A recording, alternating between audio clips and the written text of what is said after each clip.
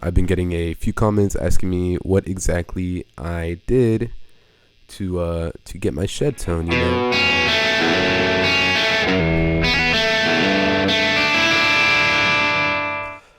A few people are curious, and I'm here to give you answers. By the way, everything I used is 100% free. Apart from the interface, the audio interface I use to connect my guitar to my laptop, and of course the laptop. Apart from that, everything that I did use is 100% free. So yeah, let's just go over everything I used. Okay, so first thing I used was a amp modeler. The one I used is the Neural Amp Modeler. This one's totally free. By the way, everything I use in this video, I'm going to have links for in the description below. So you could just go ahead and look down there and you'll find answers. So yeah, Neural Amp Modeler, you could download that. Next thing is this website, Tone 3000. You can use this to find like a variety of things, of like amp heads and cabinets. Jamie, he's known to use 4x12 with vintage 30s, so that's what I have here. Just doesn't have to be exact, just want to get the close, because we're not going to get like 1-to-1 tone, but we're going to get pretty close. And then he also uses a JCM 800, which is why I have it here. Yeah, you could see that in the Shed documentary. He's using this, and that's what we're using. So again, we have the JCM 800 and we have the 4x12 with vintage 30s in there. Okay, heading over to my DAW, we're gonna open up the Neural DSP plugin, which I have right down here. Okay, and here you can see the exact amp model I'm using and the exact cabinet model I'm using. So here it is. I'm using O1C. You can see it right here. And then I'm using the first option here. And if you have like any questions about like how exactly to like set everything up, like the Neural Amp Modeler in your DAW and everything, there's tons of videos online you could look at. Because honestly, it was pretty confusing for me too, because I'm kind of new to this like amp modeling stuff and stuff like that. But yeah, I have this here, the JCM 800 with the 4x12 vintage 30s, and here are all the settings I'm using. I have the input at 4, the bass at 5.7.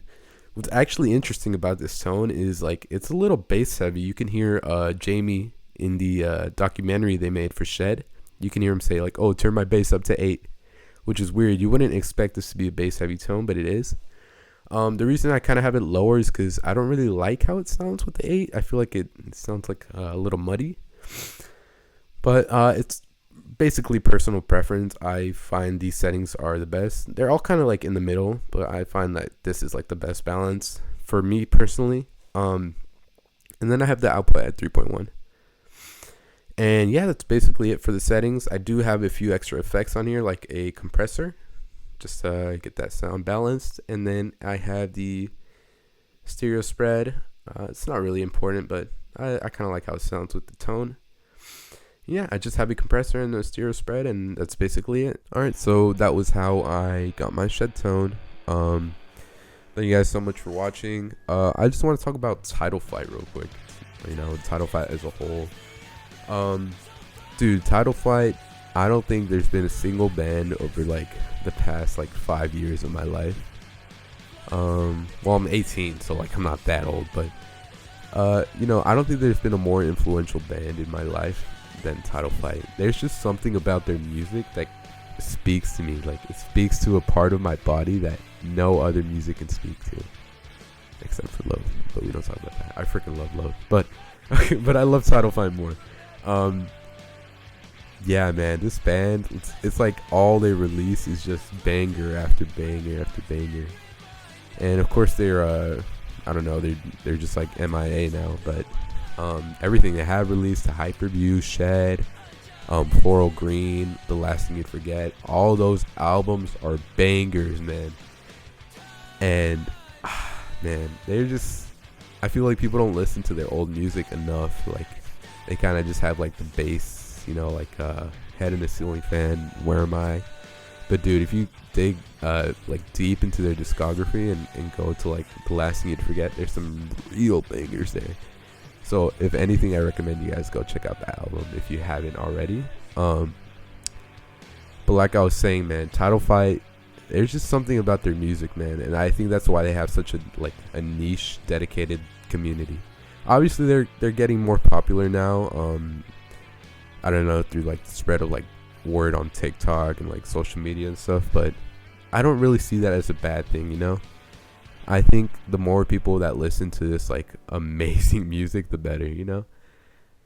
And I would love to see them reunite. I don't know if that's possible because each member is kind of doing their own thing. I would love to see them reunite, but you know, if they do, I'm gonna be first in line for a ticket, for sure. I just hope they don't sell out and scalpers like, you know, ruin everything. But we can only hope for a Title Fight reunion. Who knows if that's gonna happen? I hope it happens while I'm still alive and I'm not dead. I don't know why I'd be dead. I don't know. I'm yapping, but yeah. Thank you guys for watching. If you guys have any recommendations for songs for me to cover, whether that be more Title Fight, you know, maybe some more obscure Title Fight, like let's say like Anaconda Sniper, I can cover that song. Yeah. And if you want any lessons on Title Fight songs, I'm pretty sure I know like their entire discography. Like I could play every single one of their songs basically. So if you guys ever want like a lesson on one of their songs, I got you. Just let me know.